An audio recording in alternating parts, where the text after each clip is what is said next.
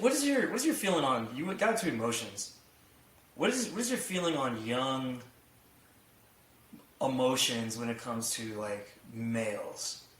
So like you said, like Embrace back them. in the day, like you couldn't Embrace them. You gotta you embrace your you you couldn't emotions. you couldn't show it. You know, you like I Nah. remember like man, like I wasn't that emotional, growing up. I was even telling my dad when I switched schools when I was in high school. I switched from this Catholic high school to a public high school, and like I didn't know how to talk to him and get my feelings out about the situation, but I wanted to switch so bad because I was dealing with like forms of racism. There's only 9 black kids in the school, so there's different forms of racism, classism, all this stuff like that. But I didn't know how to communicate that to him or my Yeah. parents, my mom. I didn't know how to communicate that. So instead of doing that, I lashed out in different ways. Grades slipped, mouthing off. I was bitter because I didn't know how to talk to them and display my emotions.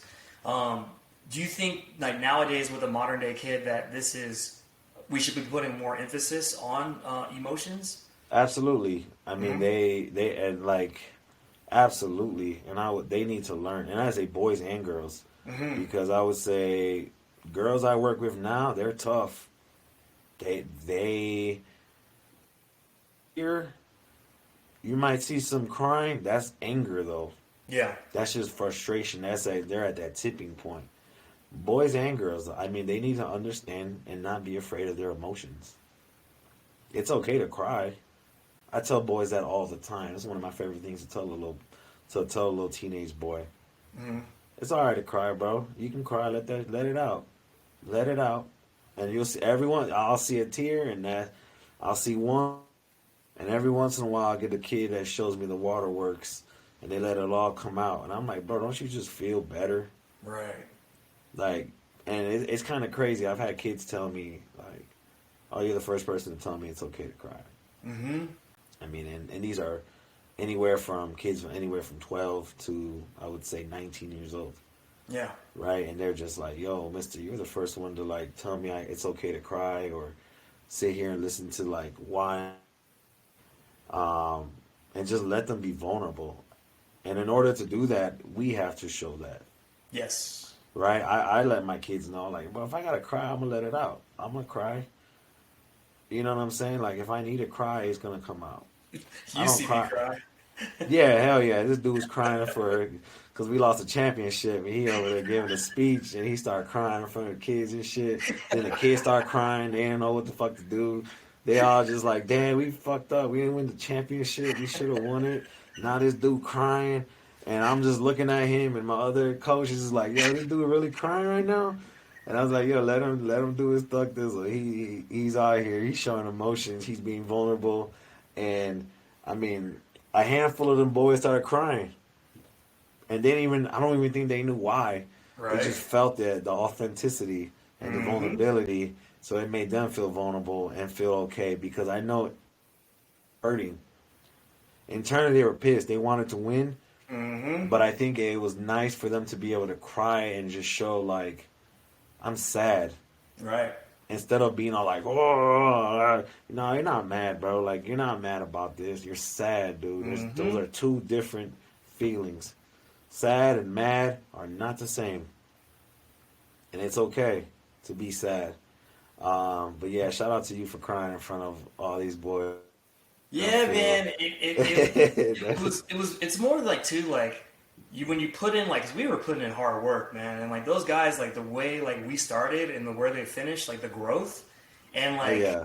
and just to watch the growth and all the hard work, and then watch them like not reach the goals that we wanted to do, and we were just like that close to doing it. Like I felt their pain, like, and I know they all wanted to do it. I know they did. So then I just started welling up and I started talking, and that's where my heart on my sleeve, is I'm not afraid to show like those kind of emotions. I'm not gonna cry over some like bullshit, you know what I mean? Like, oh, I dropped like, a pencil like down the drain or something. Now I'm gonna cry over some bullshit.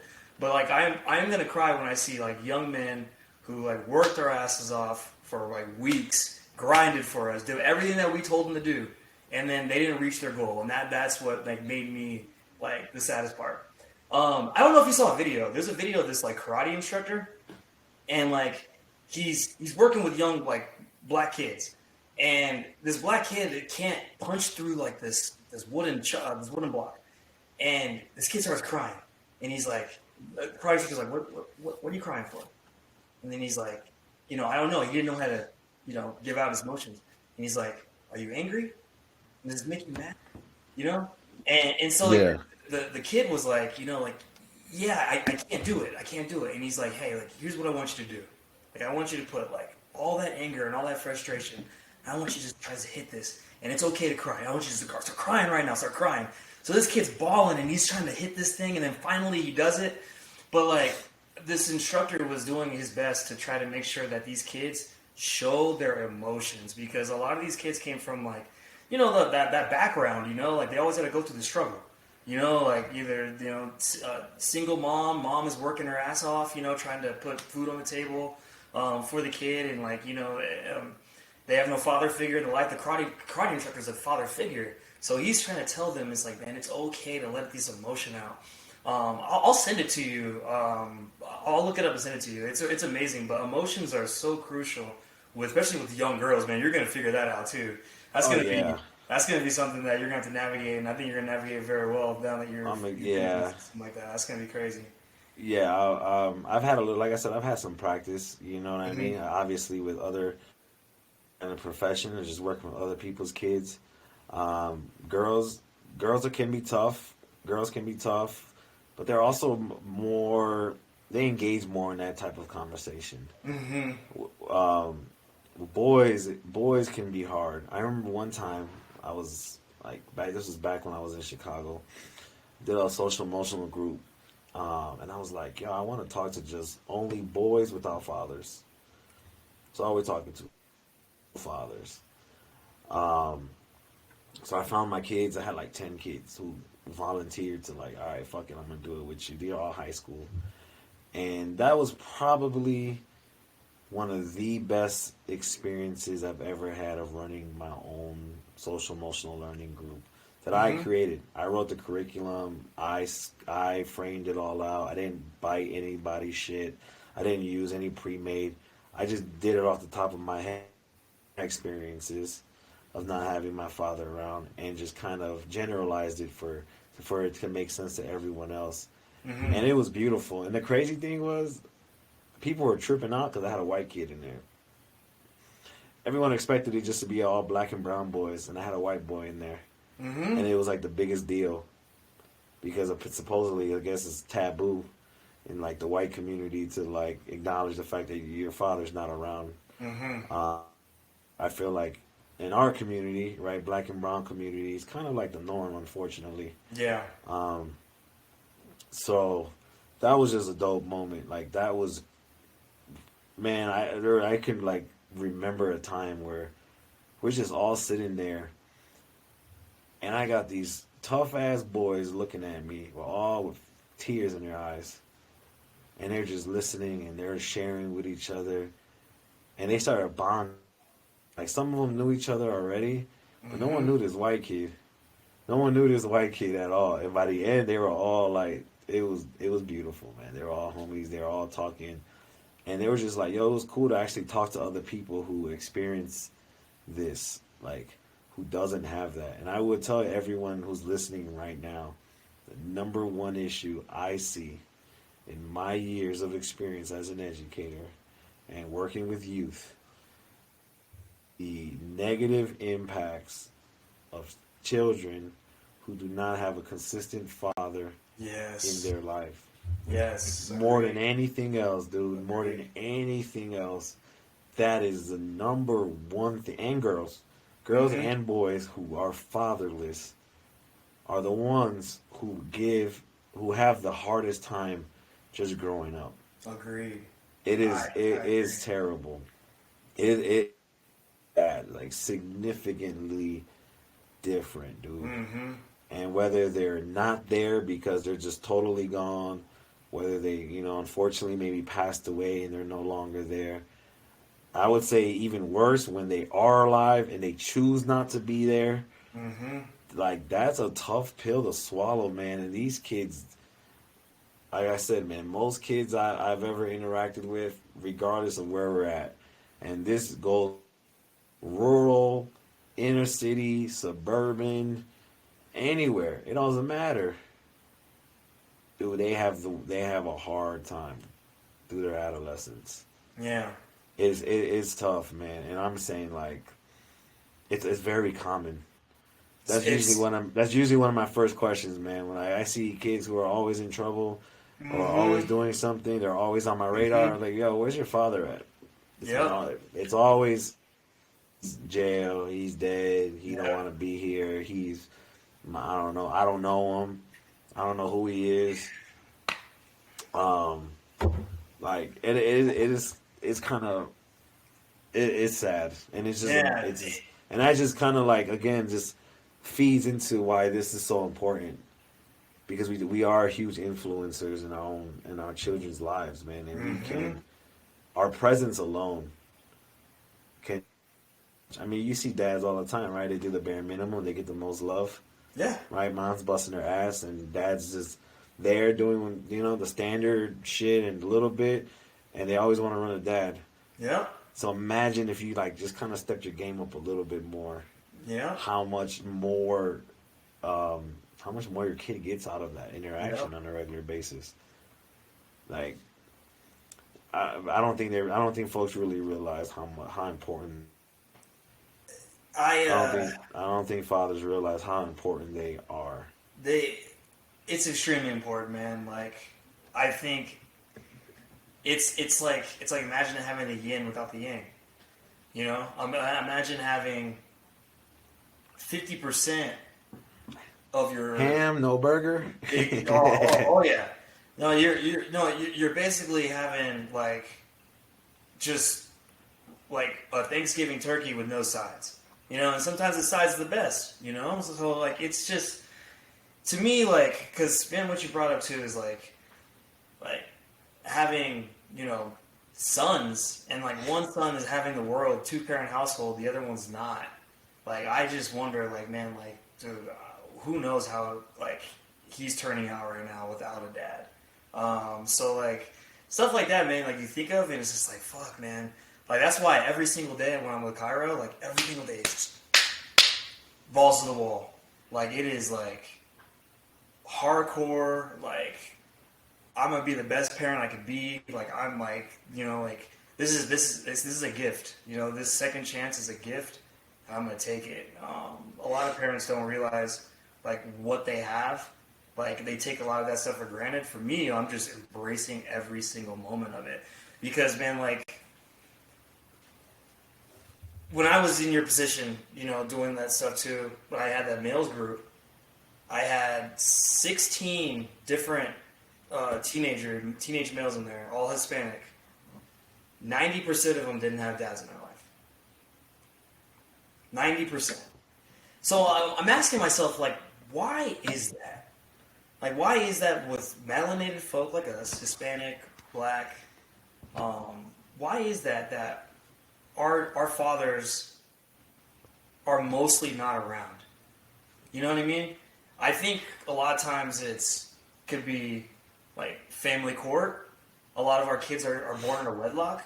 Like, just think about it this way. Like, your daughter, you guys are married. You know what I mean? With you and your daughter. Like, me and Julie have been together for like 7 years. We're basically common law. Like, we're married without the paper. Right? If you don't have that bond, then it is so easy to separate. And then the family court system chooses, like, oh, yeah, you're on child support now. Okay? So then now dad has to go work 2 jobs to support not being homeless.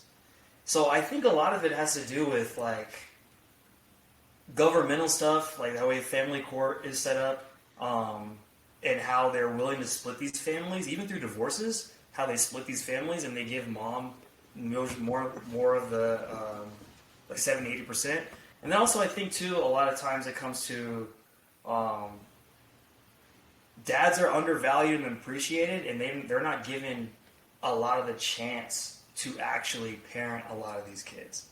But then you have a lot of those dads who don't want to be there. Just a bunch of big ass kids, bro. Just there's a lot of that too, man. I was like, depending on where I see a lot of that shit. It's just a bunch of big goofy motherfuckers with kids who just don't care, Right. still selfish, Right. still thinking about themselves first, and just actively choose not to be there. Right? Like I rather Right. go out to the club than do something with my kid, or they're there, they're just inconsistent, Right. or they're just like them and the baby mamas are just toxic, and it just doesn't work out, and they're both toxic, or it's a whole slew of things, man. It's Mm-hmm. I just know I don't want to do that. Yeah. like I No, told you, don't. Don't.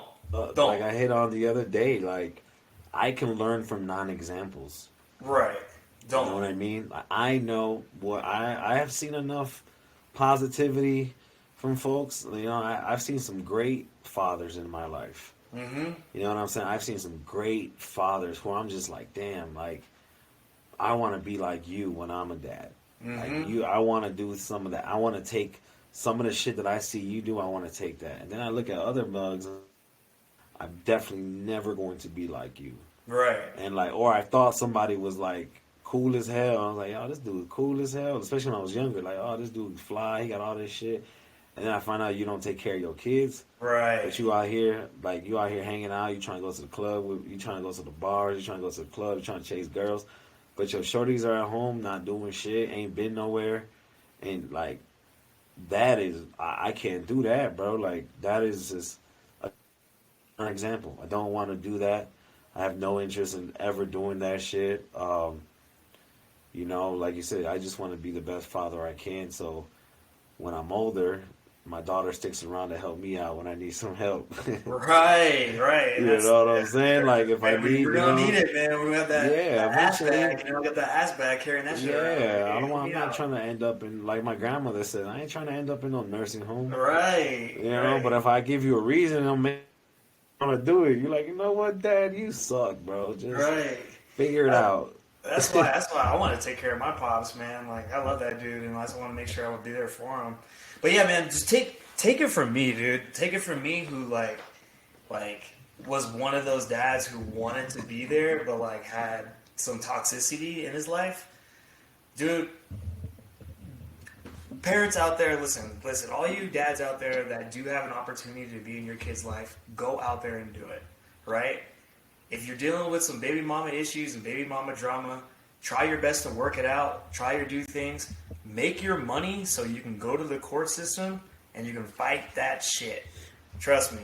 Like, it's going to cost you at least 10, 15 grand, but if you have that 10, 15 grand, use it or lose it, because that's what's going to happen. Always try to be around your kids as much as possible. Don't end up being like that. Don't put yourself in my position to where, like, hey, like, you have no contact basically with your kid.